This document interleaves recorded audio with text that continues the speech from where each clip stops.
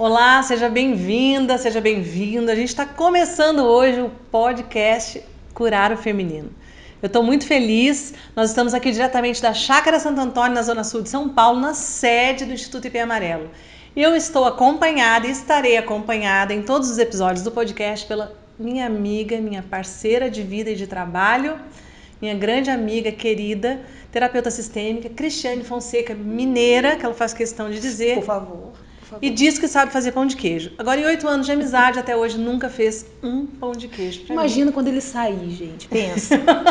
Ela tem essa conta comigo. Talvez para ela continuar indo pra minha casa nessa promessa do pão de queijo, que nunca sai. Nunca sai. Eu tô esperando, Cristiane. Vai sair. Vai ter o dia certo pra isso. Então, na vibe do pão de queijo, não tem pão de queijo, mas tem café. A gente começa hoje o nosso primeiro episódio. E eu quero falar para você hoje sobre o que é curar o feminino. Afinal de contas, o que é isso? Vamos falar sobre isso? Eu tenho estado, se você me acompanha, talvez você já sabe que eu trabalho com mulheres há mais ou menos 20 e tal anos, com pessoas, acho que há 25 anos mais ou menos, faz a conta, de 2003, 20 anos fazendo círculos terapêuticos de mulheres. Quando você começou comigo, Cris? 2015. De 2015 para cá, a Cristiane esteve, acho que em todos os círculos. Isso é que é vontade de participar de círculos de mulheres.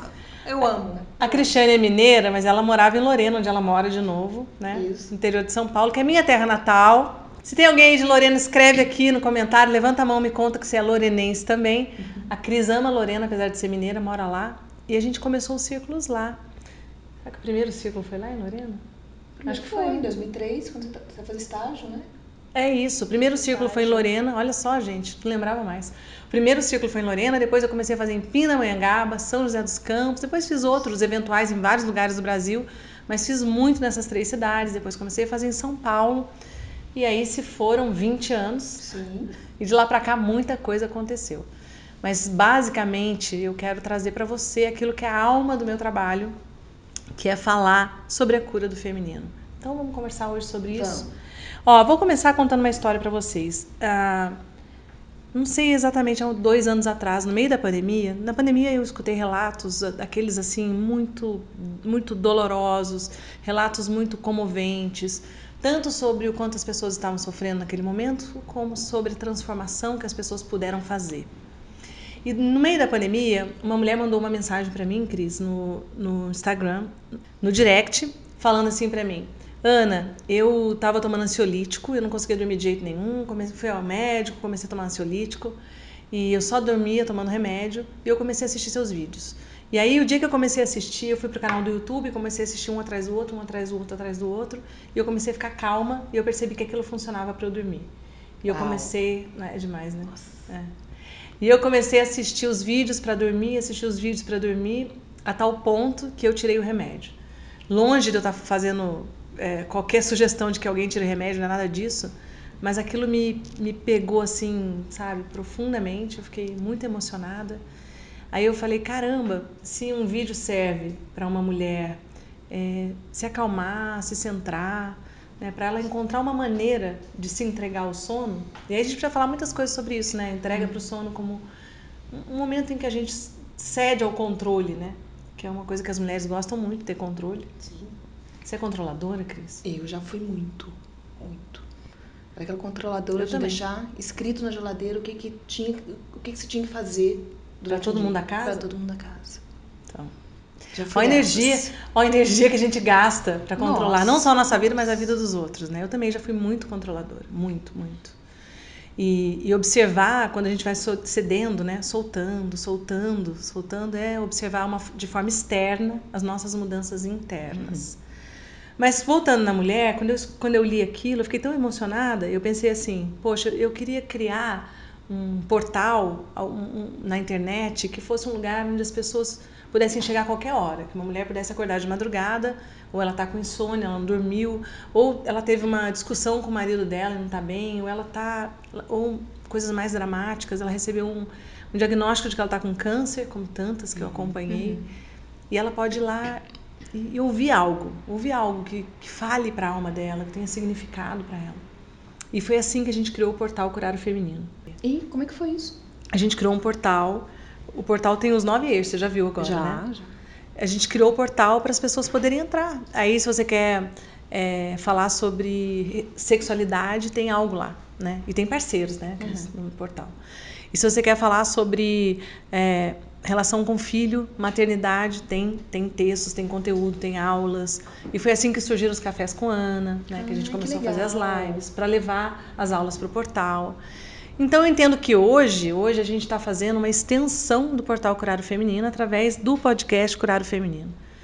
E eu acho que aqui, Cris, a gente vai conseguir contar as nossas histórias de mulheres, mas não só, falar um pouco da nossa vida, de vários aspectos da nossa vida, de uma maneira mais alongada, mais informal e, portanto, mais espontânea também, mais verdadeira.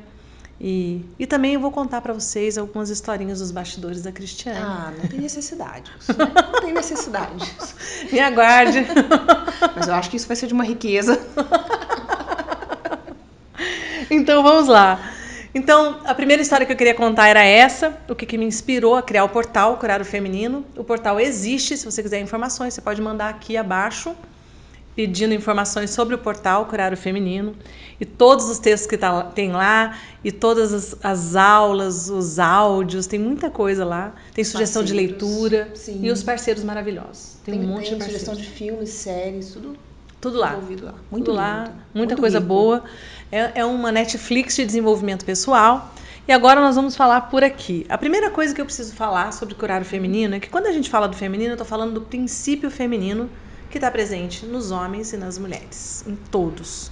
Então nós não estamos falando sobre curar as mulheres especificamente, embora a gente vá chegar lá e vai falar sobre isso. Nós estamos falando sobre curar o feminino. Tem um autor junguiano que se chama Erich Neumann, que ele falava que ao mesmo tempo em que existe um renascimento dos valores do feminino, e eu já vou te falar quais são eles, ao mesmo tempo que isso acontece, as pessoas começam a olhar para a sua relação com a natureza, com o planeta, com as outras pessoas, para as relações sociais, de uma outra maneira.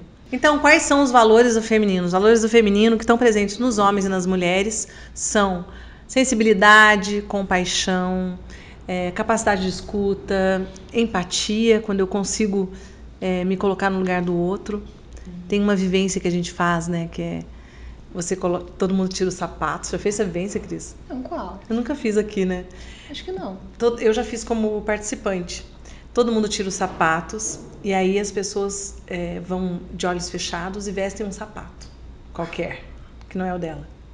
E aí as pessoas andam por um tempo com aquele sapato que ela escolheu, entre aspas, né? Com o qual ela se deparou de olhos fechados. Foi uma escolha não clara, né? E tem gente que pega, imagina, tem homem que pega sapato de mulher, sapato pequenininho, e anda naquele sapato apertadinho. E tem gente que anda num sapato grandão, espaçoso, sobrando nos pés. E aí a proposta é a gente pensar como é que é na vida andar com o sapato do outro. Ai, que lindo isso. Que lindo. Como que é andar com o sapato do outro? Ai, que lindo. Porque é muito fácil a gente olhar para as pessoas e julgar, né? Ai, mas por que ele não fez aquilo? Sim. Mas por que ela fez aquilo? Só que quando a gente está calçando o sapato do outro, talvez a gente perceba que do lugar do outro, ele tem outras possibilidades, ele tem outras impossibilidades que eu desconheço, ele tem outros medos, é um outro contexto, tem outros recursos que não são os meus, né? Então, isso é empatia. Então, empatia não é só uma simpatia. Tem gente que faz uma confusão entre empatia e simpatia. Não é só eu sou simpática aos seus valores, eu faço uma carinha boa. Não. Como é que seria se eu estivesse no seu lugar?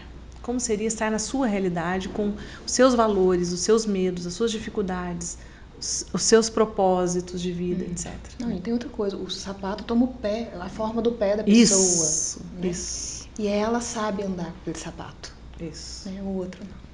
Ninguém sabe andar com o seu sapato, ninguém sabe andar com os meus sapatos, mas experimentar talvez o sapato do outro na vida pode ser um bom exercício de empatia, né? Lindo isso. Tem uma outra história também que eu gosto, Cris, que eu fazia quando eu trabalhava com psicoterapia tradicional. Eu não trabalho mais, eu sou consteladora familiar e já há uma década mais ou menos eu pouco menos, um pouco mais, eu trabalho com constelações familiares. E quando eu era psicoterapeuta tradicional, eu era junguiana, eu sempre na primeira sessão, eu dava uma cópia, um xerox, ou xerox, não sei como fala, eu dava para a pessoa que chegava, para o cliente que chegava, ou paciente, né? E nessa cópia estava um poema do Moreno, do Levi Moreno, que é o criador do psicodrama, para quem não sabe, que é uma outra linha da psicoterapia, das psicoterapias da psicologia. E nesse poema ele fala: eu vou tirar os meus olhos e colocar no lugar dos seus, e tirarei os seus e colocarei no lugar dos meus, para que eu olhe para você com os seus olhos. Lindo. E para que você me veja com os meus olhos. Lindo com isso. Talvez seja o desafio máximo da vida. O desafio máximo da vida, imagina você olhar para o outro com o olhar dele, a partir dele, e não a partir de um ponto de vista de julgamento. Lembrando que um ponto de vista é a vista de um ponto. Não é a verdade sobre ninguém. É só a vista de um ponto. Isso é muito importante. Então nós estamos aqui falando, né? Estamos falando desses valores do feminino, da empatia, da compaixão, da capacidade de escuta. Se a gente olhar a relação que a humanidade tem com o planeta hoje, que é uma relação extremamente predatória, exploratória, a gente pensa e compreende que nós estamos atravessando milênios de dominação masculina. De novo, aqui eu não estou falando só dos homens como representantes do masculino, mas eu estou falando do princípio masculino dentro dos homens e dentro das mulheres. Então, a nossa relação com a natureza é uma relação predatória, exploratória. E se a gente pensa competitiva, e se a gente pensa nos valores do feminino, a gente vai falar de cooperação, a gente vai falar de fraternidade, ou de sororidade, que é essa palavra linda. Eu não sei se você sabe, mas fraternidade vem de frater, irmão, a origem etimológica da palavra. Sororidade vem de soror, de irmã. Então é uma palavra feminina para falar sobre essa irmandade, essa cooperatividade entre as mulheres, que é lindo também. E essa nomenclatura ela nem é tão falada assim, né? Sororidade, né? Mas eu acho dentro dos círculos de mulheres, dentro dos trabalhos do sagrado feminino, eu me lembro que quando eu escutei essa palavra pela primeira vez foi dentro de um círculo, lá em Pinda. Acho que foi lá em Pinda. Acho que a gente fala muito pouco. A gente fala muito de fraternidade, né? Sororidade não. E sororidade é mais do que isso, né? É mais do que o feminino de fraternidade. Sororidade é uma rede de apoio entre as mulheres, de escuta, que é exatamente o que a gente faz no círculo de mulheres, que a gente vai contar para vocês também, né? Então, eu anotei algumas coisas aqui para trazer que eu acho que eram muito importantes. E a primeira delas é essa: a gente vem de milênios de dominação masculina, né? De milênios de patriarcado. Então toda a nossa cultura ela está submersa nesses valores do masculino, que são valores do foco, do resultado, que são muito importantes para nós. Mas quando a gente tem uma prevalência dos valores do masculino em detrimento dos valores do feminino, excluindo os valores do feminino, porque tudo que é do feminino não é muito valorizado. É corpo, sim, é sentimento, é intuição, emoção, né? Quem valoriza isso? Quando a gente sai de casa e vai para a escola, na educação formal, o que é valorizado? Ordem, organização, inteligência lógico-matemática, espacialidade e língua, né? Capacidade linguística. Essas são basicamente as habilidades humanas que são valorizadas, que são mensuradas nas provas, nas avaliações e que são validadas como pré-requisitos para dizer que alguém na vida sabe algo, para dizer que as pessoas estão aptas a, né? Em todas as etapas no ensino formal. E aí, se você tem um menino ou uma menina que tem uma grande inteligência corporal, por exemplo, talvez ele possa ser considerado, ou ela possa ser considerada como alguém mediano, ou medíocre, ou abaixo da média, ou alguém que não sabe. Fica num lugar de menos. Um lugar de menos, um lugar de desvalorização. Eu fico imaginando, sei lá, um desses grandes craques de futebol, por exemplo. Eu fico imaginando uma grande bailarina. Pessoas que têm uma inteligência corporal muito acima da média, que são grandes gênios da bola, ou que são grandes artistas e corporais, e que não têm um lugar, né? Um lugar para serem valorizados, essa inteligência simplesmente não ocupa espaço. Eu não tinha pensado nisso. Essa é uma discussão que, quando eu estava na faculdade, Fala psicologia... isso ao mesmo tempo que eu tenho. Não vamos falar quantos anos, Não que não tem precisamos. necessidade, mas faz um tempinho que eu saí da faculdade de psicologia. Quando eu estava estudando na faculdade de psicologia, eu já discutia as inteligências múltiplas, né? Então, elas coincidem, as inteligências que não são mensuradas, não são valorizadas, elas coincidem com os valores do feminino, né? Então, meditar, silenciar, escutar, inteligência corporal, empatia, compaixão, sororidade, colaboração, todos esses valores não são muito reconhecidos na nossa sociedade. E não são reconhecidos porque o feminino como um arquétipo, como um princípio, não tem ainda lugar. Talvez eu possa dizer isso. Nós estamos ainda numa sociedade em transição, mas a boa notícia é que esses valores vão reemergindo. E esses valores coincidem também com um olhar mais ético para o outro, para a sociedade, para o ser humano, para a natureza, para o planeta. E todos esses valores da ecologia, da ética planetária, do reconhecimento de que nós estamos numa casa comum nesse planeta. Portanto, precisamos todos nós encontrarmos soluções coletivas, né? Não adianta um país reduzir a emissão de carbono se os outros não reduzem, né? Não adianta a gente cuidar da saúde coletiva em um país quando a gente tem uma pandemia e ela se alastra e todas as pessoas se percebem interdependentes nessa relação com a saúde. E cada vez mais a gente vai tendo lições planetárias que nos levam a compreender que a nossa casa é uma casa única, esse planetinha lindo, planetinha azul, e que a gente precisa cuidar disso. Então, falar da cura do feminino é falar do renascimento desses valores, é falar do fortalecimento desses valores em cada um de nós, nas nossas relações, e dos grandes símbolos do feminino, e até chegar nas mulheres como representantes do feminino. Você quer falar, Cris? Não, eu pensei numa coisa na hora que você fala da pandemia, que olha o que acontece com o mundo inteiro quando algo afeta um de nós lá do outro lado do planeta, lá na China, né? Olha o que acontece com a humanidade inteira, né? É a nossa oportunidade para olhar para um todo, né? Que um de nós, todos nós somos importantes, né? Para olhar, exatamente, para olhar para o todo, para olhar para a consciência coletiva, a gente entender, né, que nós todos estamos absolutamente interligados. E a gente pode ver isso hoje na economia, a gente pode ver isso de diversas outras maneiras. E então falar da cura do feminino é falar da cura do planeta. Há quem diga, os espiritualistas dizem que nós estamos vivendo o tempo da Grande Mãe, o tempo do renascimento, da reemergência dos valores do feminino. Isso é lindo, lindo, lindo.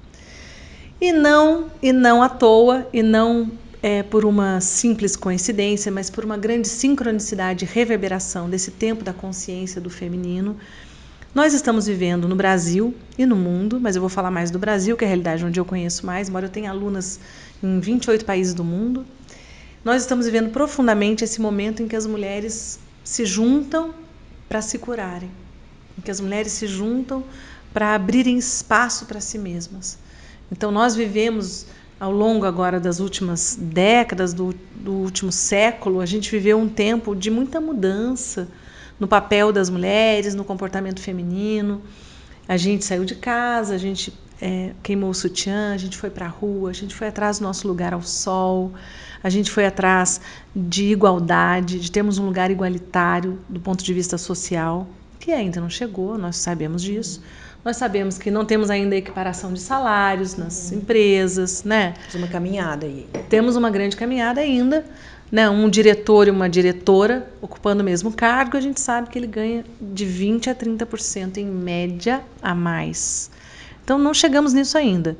Porém, ocupamos todos os lugares, a gente pode ser presidente da República, a gente pode ir para a Lua, a gente pode ser astronauta. A gente alargou. E quando eu falo a gente, também vamos lembrar que nós estamos falando das mulheres ocidentais, porque isso não é uma realidade para todas as mulheres neste planeta, né? Mas a gente chegou longe. E eu quero dizer para você que está me escutando que eu sou terapeuta, Cristiane também. Nós somos terapeutas. Eu falo aqui de um lugar que é o lugar de alguém que olha para dentro das mulheres. Então, quando a gente fala sobre a cura do feminino, eu comecei fazendo essa introdução mais ampla, sociológica, a gente vai de uma ponta a outra. Do extremo da ponta sociológica, que é a inserção dos valores do feminino na nossa civilização humana, a inserção das mulheres, né, no mundo, na sua atuação e contribuição social. E a gente sai dessa ponta, que não é a minha maior contribuição, né, a minha maior especialidade, e a gente vai passando por diversas esferas da vida até chegar na outra ponta, no extremo interno, que é o trabalho psicológico, que é o trabalho terapêutico, que é o trabalho de cuidado com as mulheres, com as pessoas, com o ser humano. Como terapeuta, a minha melhor contribuição é essa. Então já aconteceu algumas vezes de eu estar em ambientes onde havia trabalhos de lutas por questões de gênero, por questões de violência, pela atuação social das mulheres. E em vários momentos já me perguntaram, mas você não acha que o trabalho que você faz é um trabalho alienado? É. Por quê? Porque, aparentemente, quando a gente fala de sentimento, quando a gente fala de subjetividade, quando a gente fala do ser humano por dentro, isso é universal, né? É um lugar de encontro. A gente desconecta um pouco das lutas sociais. Em alguns momentos, a gente desconecta um pouco para poder fazer um mergulho mais profundo. E aí isso pode parecer algo que não interfere ou que não impacta a ação social das pessoas. Mas isso não é verdade. Eu quero te dizer por quê. Porque quando eu faço um trabalho com uma mulher e ela começa a olhar para si mesma de uma forma diferente, quantas mulheres a gente acompanhou, Cris? Quantas mulheres? Quando uma mulher vem para um círculo de mulheres, por exemplo, quando ela vem para o portal Curar o Feminino, ela começa a ouvir um vídeo, assistir uma aula, ou ela começa a falar num círculo de mulheres presencial, por exemplo. Ela não está no presencial, porque no online também, né? Também. Tem círculo de mulheres online. Se você está por aí pelo mundo nos assistindo, saiba que a gente faz círculo de mulheres online, não tem mais barreira geográfica. É maravilhoso. Graças a Deus. E eu tenho uma história para contar sobre isso. Mas antes ainda, quando uma mulher começa a falar de si, e ela começa a olhar para a mãe dela, e ela começa a olhar para o pai dela, para os irmãos, para a cidade onde ela nasceu, para as condições emocionais, para as condições materiais, para as condições históricas, culturais, espirituais, do contexto em que ela vivia, ela começa a olhar para vários pedaços da história dela e da alma dela. Quando a gente passa na vida por momentos de dor, por momentos difíceis, a gente vive rupturas, né? Rupturas profundas. Todos nós somos seres que sobrevivemos a mortes e renascimentos, a rupturas e reconstruções, porque a vida humana é assim. E quando a gente passa por certas rupturas ou certas situações traumáticas na vida, eu digo que um pedaço da nossa alma fica lá, fica preso naquele lugar, naquela dor, naquela história, ou excluindo aquela pessoa que a gente não quer falar mais com ela, não quer ver, a gente não aceita, a gente não gosta, ou aquela casa, ou aquela cidade, ou aquela família, ou aquela situação, enfim. E quando a gente começa a olhar para trás de novo, olhar para quem a gente foi, olhar para a história, para a menina que a gente foi, ou para o menino que a gente foi, para a história de vida que a gente viveu, para a história da minha mãe, do meu pai, para aquela família de origem, o que acontece é que as mulheres começam a se reconectar profundamente com a essência delas e elas começam a se empoderar disso, de quem elas são. Então, meu corpo não é perfeito, meu cabelo não é perfeito, sei lá, eu não vivo as melhores condições, eu não vivo as histórias ou as fotos que eu vejo no Instagram de pessoas que aparentemente são lindas, ricas e felizes o tempo todo. Eu não sou assim, ninguém é. Mas eu começo a olhar para a minha vida com mais humanidade, começo a olhar para a minha vida com luz e sombra, começo a entender as faltas dos meus pais. Nesse processo de resgate da minha essência, da minha origem, eu me empodero. Cada mulher, cada ser humano que faz esse movimento de resgate da sua origem se empodera. E quando uma mulher se empodera, quando um ser humano se empodera, ela ou ele mudam completamente a sua atuação no mundo. Então, sim, quando a gente trabalha nessa ponta mais interna, mais profunda, mais subjetiva, Esse ser humano que vem caminhando com a sua própria história vai chegar lá na outra ponta, na sua contribuição social, no seu papel na vida, no seu trabalho, nas suas relações e vai se transformar em outra pessoa. Então, tudo está conectado e nada... Eu te cortei. Tudo está conectado e não há alienação quando a gente cuida de um ser humano. Diga lá, Cris. Não, o que eu pensei, eu sempre falo isso para as pessoas que eu atendo, que você vai caminhando ao longo da vida e esses eu gosto dessa fala que você tem daqueles absurdos que atravessam a vida da gente. Nós estamos deixando pedacinhos lá, pedacinhos da alma. Então, quando a gente chega num lugar, nesse lugar que você está falando, que a gente chega lá, a gente se empodera e é capaz de voltar catando esses pedacinhos. Isso. Olhando para toda essa história, né? E acolhendo. Essa fala é uma fala do Jean Villelu. Ele fala que o absurdo e a graça atravessam o nosso caminho. Esse é o nome, aliás, de um dos livros dele, que é a biografia dele, uma autobiografia do Jean Villelu, que se chama O Absurdo e a Graça, né? L'Absurde et la Grâce, em francês, e em português, se não me engano, é da editora Vozes, tem esse livro. E é isso, né? Tem momentos em que a gente é atravessado pela graça, e é maravilhoso, é maravilhoso. São momentos de profunda gratidão, inspiração, expansão.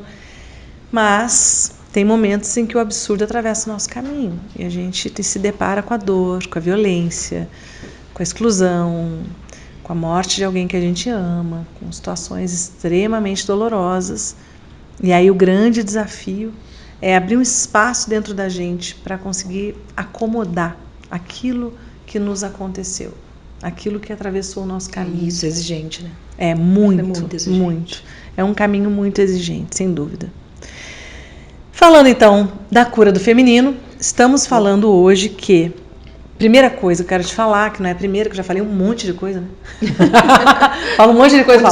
Primeira coisa que eu quero te falar, não é a primeira, mentira.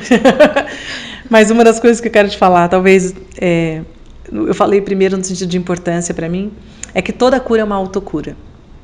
Então, um ser humano só se cura quando esse ser humano decide se curar. E acompanhando as mulheres ao longo dos últimos 20 anos, tem sido lindo ver quando uma mulher resolve se curar, quando ela compreende que ela pode ser escutada por outras mulheres, quando ela compreende mais do que isso, que ela pode ser escutada por si mesma. Quando eu falo, eu me escuto. E quando eu me escuto, eu elaboro o que eu estou falando, eu organizo, né, as minhas emoções. Eu organizo um vucu-vucu que pode estar dentro de mim. Coloca umas latinhas bonitinhas, coloca na prateleira, etiqueta, precisa olhar. Começo a categorizar e a olhar para as coisas de fora com distanciamento. Começo a incluir coisas na minha alma fica mais larga, mais vasta, mais humana. E tudo isso permite que eu possa fazer transformações na minha própria vida. Mas isso é quando eu quero. Então eu vou dizer para você, se você é uma mulher cuidadora, salvadora, apoiadora, qual mais oura que tem?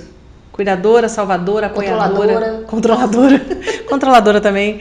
Se você quer cuidar da vida dos outros, se você quer que sua mãe seja diferente do que ela é, se você quer que seu irmão não tenha depressão, se você quer que seu pai não beba, se você quer que a sua irmã ganhe dinheiro, se você quer que seu marido seja mais atirado e empreendedor, você quer que a sua filha faça, não sei lá, o que você quer para a vida dos outros, eu vou dizer para você, essa é uma postura que vai te cansar muito na vida. Porque você vai gastar toda a sua energia querendo mudar as pessoas. Você sabe quem que a gente muda nessa vida? A gente mesmo. Só a gente. E olha lá, dá um trabalho, né? Nossa Senhora. Só a gente sabe. Mas a gente muda, a gente chega lá. A gente muda. A gente chega lá. A gente muda querendo. Olha só, se você quiser se mudar, se você quiser se curar hoje, você começar um processo, você fala, não, eu quero, eu vou lá, eu vou entrar no portal Curar o Feminino, eu vou assistir essas palestras, essas falas, esses áudios, esses textos, eu vou fazer uma constelação familiar, eu vou fazer um processo terapêutico, de terapia sistêmica. Se você quiser, com muita determinação, você vai lá, você gasta seu dinheiro, você gasta seu tempo, você pede ajuda, que é outra questão, né? Para as pessoas, pedir ajuda. Você pede ajuda, você faz todo um movimento e vai e começa a sua luta interna, começa o seu trabalho interno. De repente você fala, caramba, mas eu ainda estou fazendo isso, mas eu já entendi que não é para eu fazer isso, já entendi. Opa! Eu já entendi que isso causa sofrimento na vida das pessoas. Eu já entendi que isso aqui me faz sofrer. Eu não quero mais isso na minha vida. Quando você vê, você está de novo fazendo aquilo. Agora, você imagina quem não quer? Ou quem nem está desperto. Uma pessoa que não despertou ainda para o fato de que ela precisa fazer o trabalho dela.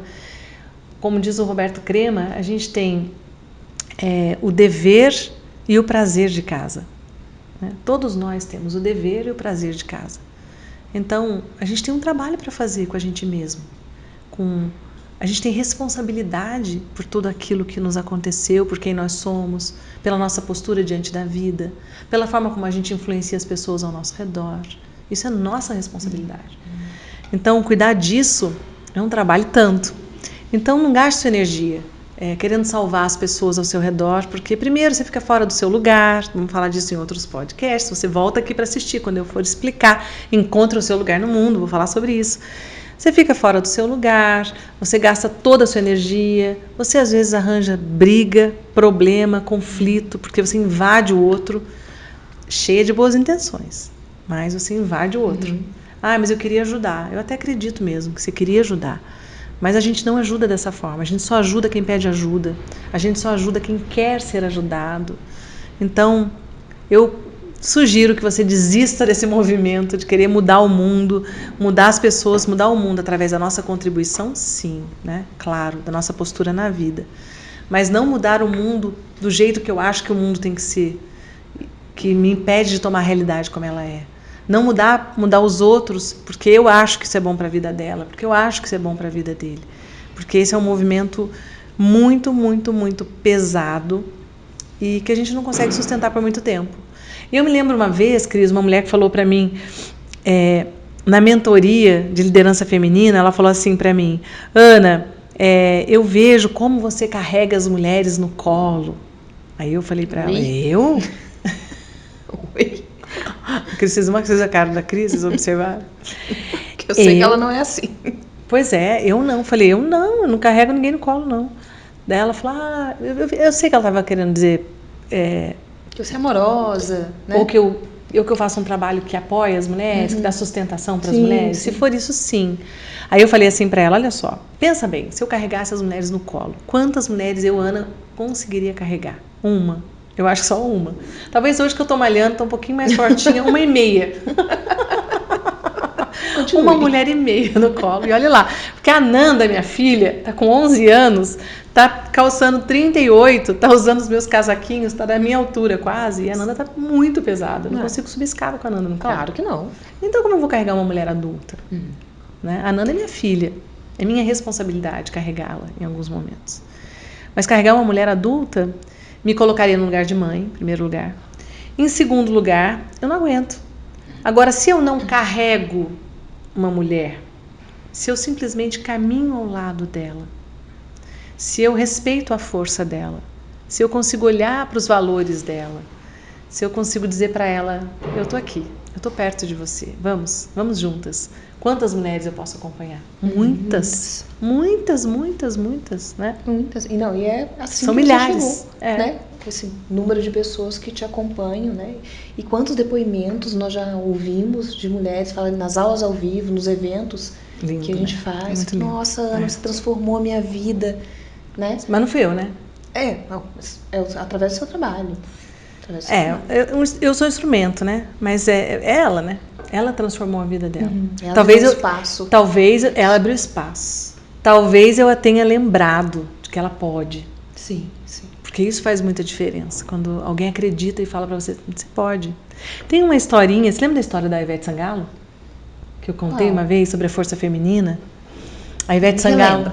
Não lembra? Não lembro. A Ivete Sangalo estava como jurada no The Voice Kids. Isso já faz tempo, mas tem esse vídeo na internet. A menininha chegou, uma menininha lindinha, chegou para cantar, começou a cantar, e ela deu uma engasgadinha, ela deu uma tossidinha assim, aí ela fez aquele olharzinho assim do tipo, perdi a chance. Exato. Aí a Ivete Sangalo, e a câmera mostra isso, a Ivete Sangalo lá do lugar dela faz assim pra menina. Bora. Sem falar. Só com o olhar, sustentou ela com o olhar. Assim, e falou, você pode, vamos. A menina olha para a Ivete e continua cantando. Então, Isso é apoio feminino, isso é força feminina. Não é eu ir lá e fazer pelo outro. Não é eu pegar na mão da outra pessoa e arrastá-la, mas é eu estar ao lado, eu sustentar o olhar, eu dizer, você pode, você pode. Ajudar do nosso lugar. Ajudar do... Ah, muito bom isso, Cris. Ajudar do nosso Muito lugar. bom. Ajudar, vocês ouviram? Ajudar do nosso lugar, do meu lugar. Eu estou aqui ao lado, então eu te ajudo do meu lugar. Mas quando eu olho para você, eu confio que você dá conta de fazer o seu movimento. E é isso que muda as mulheres. Mas quem faz o movimento continua sendo ela. Né? Mas ela abre espaço, ela escuta, né? E ela deixa com que algo que você fala toque a alma dela. E aí ela floresce. Ela diz sim, né? Ela diz sim. Primeiro ela diz o sim. Todas nós dissemos, né? Em algum momento. Sim. Aliás, tem umas mulheres que falam pra mim, Ana, obrigada pelo seu sim. Eu acho bonito. Que lindo. Várias mulheres me falam que isso. lindo. Ana, obrigada pelo seu sim. Graças ao seu sim, a gente está aqui com você hoje. Exato. Acho lindo também. Acho também. Muito, muito, muito bonito. Quantas mulheres já passaram, Ana, por você, assim, em curso? Você tem ideia? Milhares, né? Milhares. Milhares. São 10 mil alunos, mais de 10 mil, né? A gente já tá falando, faz 2 anos que eu estou falando 10 mil alunos. É isso que eu acho, que essa conta tá um pouco ultrapassada. Eu estava falando, 1.500 alunas na mentoria, né? Mulheres que trabalham com mulheres. Aí depois eu já fazia 1 ano e tanto que eu estava falando. Daí eu falei, gente, quantas são? 2.000, não sei quantas. Eu tinha 1.000 a mais. Porque com esse mundo digital, graças a Deus, o crescimento é exponencial, né? Então o crescimento é muito maior do que quando a gente começou, que era o Gmail, não tinha Instagram, não tinha WhatsApp. O que a gente fazia, Cris? Nossa Senhora. Ligava para as mulheres. Eu ligava, lembra? Eu ligava para elas, não conseguia falar. Aí eu tentava pro e-mail, não conseguia falar, de quando tinha retorno, mandava outro e-mail. Não é? Né? Puxa, agora é muito mais fácil. Nossa, Muito as coisas mais mudaram fácil. por aqui, minha gente. Nossa, que minha avó diria disso. Então hoje, com a bênção da avó da Cristiane, Sim. nós estamos inaugurando esse podcast Curar o Feminino. Eu convido você para os próximos episódios. Vamos falar sobre a mulher selvagem, vamos falar sobre as histórias que mais nos comoveram ao longo desse tempo. Vamos falar sobre como lidar com as nossas emoções, vamos falar sobre a tola e a sábia, vamos falar tanta coisa que a gente vai falar que eu já nem sei mais. Encontrar o seu lugar no mundo. Encontre o seu lugar no mundo. Vamos falar sobre constelações familiares. Isso. Vamos falar, Cristiane? Vamos falar. Sobre o que são as constelações, por que elas mudam a nossa vida, por que elas são tão polêmicas e tantas outras coisas, e você não pode perder. Então, espero por você no próximo episódio. Compartilhe esse podcast com outras pessoas que também vão se beneficiar. E eu espero o seu comentário, inclusive a sua sugestão. Podemos, né? Pedir sugestão? Claro que sim. Então, façam sugestões de temas para a gente conversar aqui. E eu quero dizer para você que eu vou trazer alguns convidados. Deixa eu lembrar, você não falou. Vamos trazer muitos convidados especiais, amigos maravilhosos, pessoas que eu admiro, para conversar com a gente, para enriquecer ainda mais essa conversa, esse podcast. Isso. Nós esperamos todos, né? Beijo no coração. Beijo, gente. Te espero no próximo.